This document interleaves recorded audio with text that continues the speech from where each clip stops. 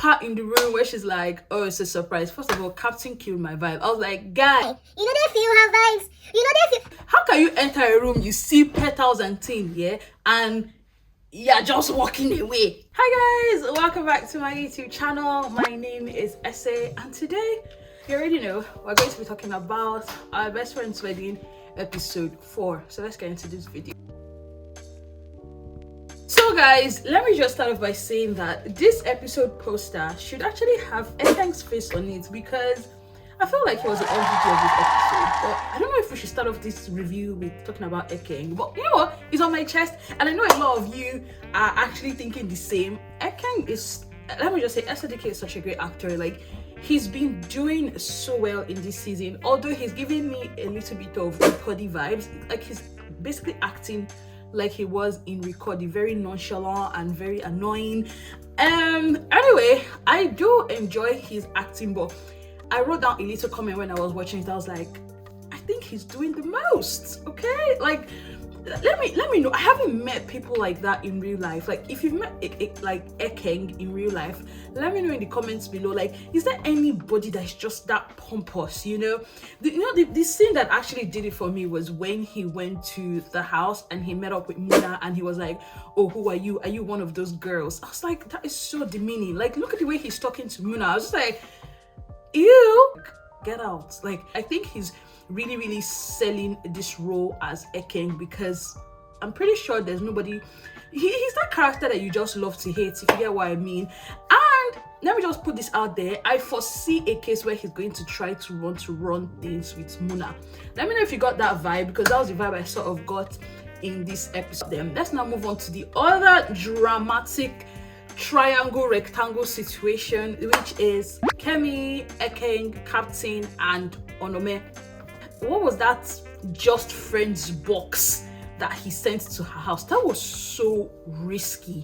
Like, what? Okay, let's even, oh god, the way this thing is just coming in. I literally had talking points, but I'm just going off the rails right now. Ekeng is an idiot. The fact that he knew that Captain didn't know that he had a thing with Kemi, and he dared to do that nonsense, pull that nonsense that he did last week, where he was like, hey Captain, you've not been posting pictures, blah. Meanwhile, you have an agenda to actually steal his wife from him. I'm just like, Ekeng, can I hate you any more than this? But that's just by the way. I just wanted to pop that in. Let's not go into the GCGs. First of all, my best part was that scene. I don't know, I just really love the scenes with Kemi and Captain. I think they're the most interesting and captivating. I like their storyline. I like the way it's developing. That part in the room where she's like, oh, it's a surprise. First of all, Captain killed my vibe. I was like, guy, you know that feel have vibes. You know that feel. How can you enter a room, you see petals and thing, yeah, and you're just walking away, and you're like, oh, if it's a surprise, you're supposed to tell me, like, duh, a sexy surprise like that. What do you want me to do? Text you a pic? Like, seriously, it takes away the, that is why it's called a surprise. Like, Captain, maybe that's why you lost your job, I don't know, but it was very annoying, but I found it also sweet. You know, last week I was complaining that Kemi is too hard, she's not exactly wanting to talk things through, and that's why the whole marriage is like failing and all of that, and probably the reason why he's cheating, although there's no valid reason for anyone to cheat. But I like the fact that she tried to make an effort, and I feel like I could really relate to that. Not like I'm married, but I could relate, because I feel like we women were kind of soft, and when we think things are going messy, we try to like make things go back to normal. We act very sweet, very feminine, very sexual, and all of that jazz. And I thought that was really nice, and I liked the way she salvaged the whole her plan, because with Captain's reaction, she could have very easily just been like, oh, this is why I don't like doing things for you, blah blah blah blah blah, and be annoyed. I like the angle that she took with like saying, oh, I even bought you perfume, or yeah, come and smell it. I was like, oh, that actually made me do, oh, I was like, okay, that's cute. Well, babe's perfume can always, I liked that. And I like the fact that she gave it another thought as to helping him with a job. Now let's talk about, this is like the biggest question in this episode, and I just want to say that I really like how TNC is just bringing out some issues that, like, some relationship issues that people don't get to talk about. For one, the fact that she didn't want her husband, or she didn't say her husband should go and work for Jade, but should come and work for her. What do you guys think about that? I personally don't like it. I'm not pro I want to work with my partner, because I just feel like it is going to get messy. Like, we already have our issues at home, yeah, because they're not like the best of couple like we've seen, yeah, and now you now want to bring in that working together, and it's not like they're working together like 50-50, yeah. It's like Kemi is going to be his boss. There's already that who wears the pants struggle in the house, where it seems like Kemi is the one wearing the pants, and now she's going to be his employer. I just felt like, as I get that the guy needs money, so of course he'll say yes, and the mood was right and all of that, but I felt like he should have insisted, like, oh babe, I really appreciate what you're trying to do, I think it's great, but I don't think it's wise for both of us to work together. I would much rather work for Jade. Like, there's just that gap, you know, that we actually need. But again, it's drama we need, and the drama has to unfold one way or the other. So I just found it very funny. Like, the moment she's like, oh, come and work for me, I was like, oh snap, Captain, you're gonna be shook when you find out that she actually hired Onome. And that was the exact thing that happened like 2 scenes later or something like that. Like, when Captain came to work, and first of all, that is the assistant that works for Kemi, her mouth is just loose. The way she was saying, I knew you're in a good mood today. This one that you just hired your husband. I'm just like, such disrespect. Like, you get what I'm trying to say, right? Even if my husband doesn't deserve it or whatever, like, I have the right to employ who I want to employ, but don't come and out tell it to me on my face like, I knew you were going to have everything because this one that you hired your boss. I felt like that was very, very disrespectful. But that's by the way. I've handled her issue.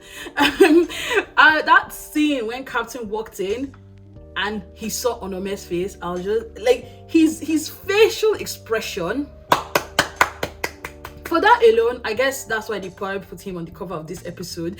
But that was really good acting. Onome is just someone that I just want her to unleash her wickedness. And she's just giving it to us in like little doses. When she said, oh, you don't want, you think better pay me before I let our madam know about a little investment, I was like, yo, this is about to go down. Like, Onome is going to be doing some crazy stuff, and I foresee Captain covering up for her just because he doesn't want his wife to learn of the secrets, which we all know would eventually come to light. So I just want to quickly say, guys, go and watch MMM the series. I mentioned it in my last review. They've dropped 6 episodes. You can watch all 6 episodes on their YouTube channel. Again, the link to watch MMM the series is going to be in the description box. Make sure to check it out. It's a really good series. Now let's talk about Charles, Muna, and Jade. Do you think it was right that Muna and Charles didn't tell Jade about their relationship, even though Charles is technically employed to work for them and Jade is his boss? Personally, when I thought about it, I was like, at first when I thought, I was like, there's no big deal. Charles is not working in the company, so they can date. Him and Muna can actually date. But at the same time, I just felt like, ethically speaking, I think that's wrong, because there's going to be some sort of conflict of interest.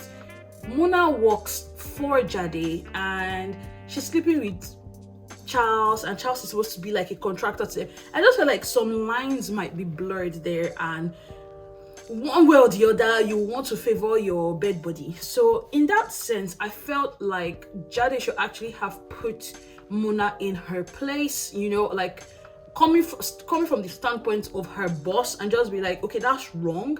Like, it's like sleeping with the client. I feel like maybe after the project is done, you can now do that. But I just feel like that was wrong. Let me know what you guys think in the comments below. So that's from the angle of Jade being Muna's boss. On the other side of Jade being real, like, close friends with Charles and them not telling them and all of that, I just felt like that would sting. That would sting. If I really had a close friend and I sort of have feelings for him, and I now found out that he's sleeping with my CEO, that must really, really hurt. Like, I felt for her, and I get she was trying to form serious and she didn't want to let it show. And I like the way she put Muna in her place during like the Calabash lunch, and I was like, exactly, don't be walking up to me with a glass in your hand and being like, oh, we wanted to tell you blah blah blah blah blah. I was like, stop it. Stop that nonsense. Like, no, give me the respect that I deserve. You guys felt like you needed to hide it from me, so you know what? I don't need your explanation. And speaking of hiding things, I don't know how Muna feels comfortable that, I don't know, like literally the boy is hiding you. Or has been hiding you for 1 full year. He didn't tell his close friends. And I think I kind of hinted at this at one of my previous reviews. Like, how dare you? How dare you? And how is she comfortable with that? I just feel like it's clear that Charles doesn't want to tell them because he does have, maybe he hasn't voiced it to himself or he hasn't said it out loud, but a part of him really wants to get back with Jade, so he's not exactly going to want to tell Jade like, oh, I'm sleeping with your COO. Like, of course, like that's the reason why he woke up the next morning and he felt the need to actually start texting Jade and then lied to himself. You know when you now lie and you actually believe your lie is the truth? I feel like that's the headspace Charles in, because when he was in bed with Muna and he was, what did she even say? I think she said something like, oh, we didn't do anything wrong or something like that. There's nothing going, and he was like, yeah, there's really nothing going on between us. It was just a work thing. And I'm just like, no, it's not. And she looked at me like, no, it's not. It's not a work thing. And he was like, okay, it's more than that. But he's already thinking it. So I feel like that situation is just messed up, and I can't wait for, I feel like this is stage 1 explosion. There's still going to be a lot of mess that's going to unfold. John and Jama, oh my god, do you guys remember this guy from Fuji House of Commotion? Like, geez, is it the makeup or is he now like that old? Like, when I saw him I was like, dude, he looks so old, acting as, what was his name again, Seth? Mr. Shola, Mr. Alabi. First of all, I don't even get his vibe. Like, what does he want from Muna?